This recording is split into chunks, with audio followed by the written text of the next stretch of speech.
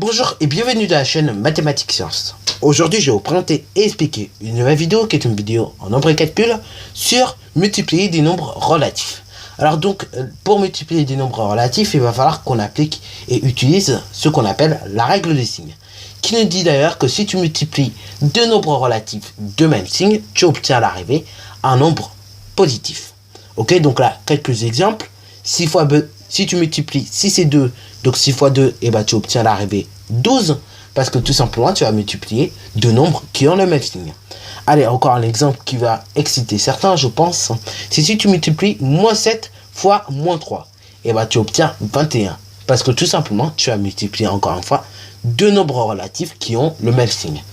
Bon, maintenant, si tu multiplies deux nombres relatifs, mais qui cette fois-ci n'ont pas le même signe, dans ce cas-là, tu obtiens un nombre négatif. Ok, exemple, plus 6 fois moins 2, tu obtiens à l'arrivée moins 12. Parce que là, encore une fois, tu as multiplié deux nombres qui n'avaient pas le même signe. Un nombre qui était positif, qui était 6 d'ailleurs, et un nombre qui était négatif, à savoir moins 2. Pareil, donc là, prenons un autre exemple. Si tu multiplies moins 7 fois 3, ok, et tu obtiens à l'arrivée 21. Pourquoi? Parce que tu as multiplié, encore une fois, des nombres qui n'avaient pas le même signe. Moins 7, c'est un nombre négatif, alors que plus 3 ou 3, c'est un nombre positif. Dans ce cas-là, si tu multiplies des nombres qui n'ont pas le même signe, dans ce cas-là, tu obtiens à l'arrivée tout simplement un nombre négatif. Bon, maintenant, appliquons cette règle des signes tout simplement pour multiplier n'importe quel nombre. Donc là, cette fois-ci, on voudrait calculer plus 5 fois moins 10. Et donc là, déjà, première étape, c'est qu'on va déterminer le signe à l'aide de la règle des signes. À savoir donc, plus 5 et moins 10 sont des signes contraires. Ok, donc le produit plus 5 fois moins 10 est négatif. Ok. Dans ce cas-là, on va multiplier les parties numériques, comme d'habitude. 5 fois 10, ça fait 50. Et après, donc, on peut conclure que plus 5 fois moins 10, on obtient moins 50. Donc voilà, là, c'est pour la multiplication de deux nombres relatifs qui ont tout simplement le même signe ou pas le même signe, d'ailleurs. Ok, donc là, on a vu la multiplication de deux nombres relatifs. Mais allons un peu plus loin. Donc, comme je le disais tout à l'heure, on va aller un peu plus loin dans la multiplication de nombres relatifs.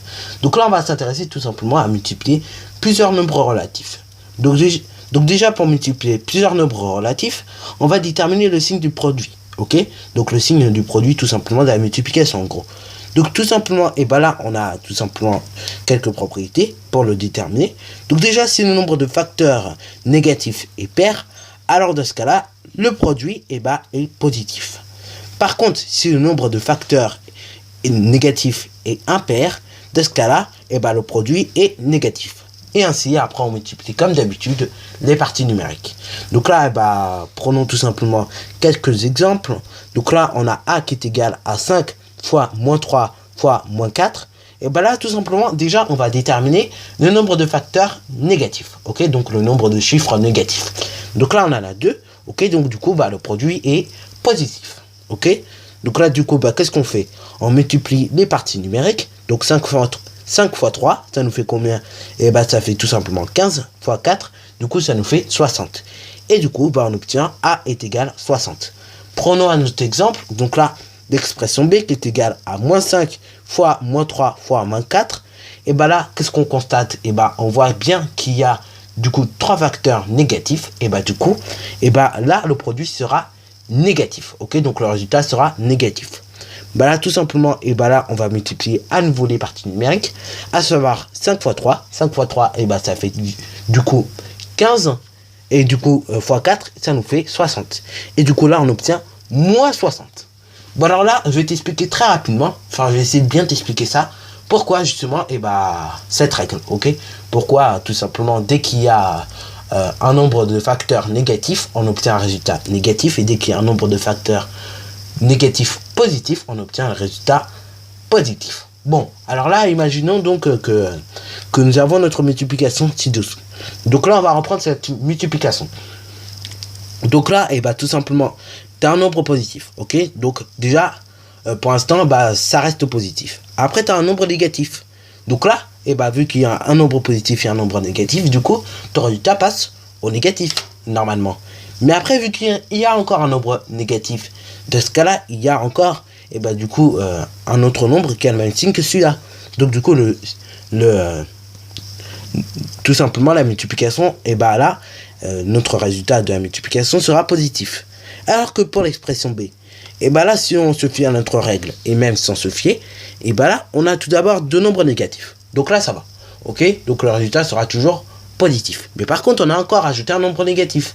Donc là, du coup, et bah, ce troisième nombre négatif va tout simplement, malheureusement, casser notre balance, entre guillemets.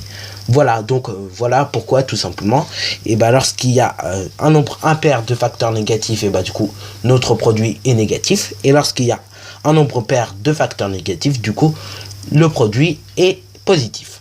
Sur ce, donc, c'est déjà la fin de cette vidéo. Alors, si tu es bien aimé, n'hésite surtout pas à liker, à commenter, et bonne réussite à toi en mathématiques et en sciences.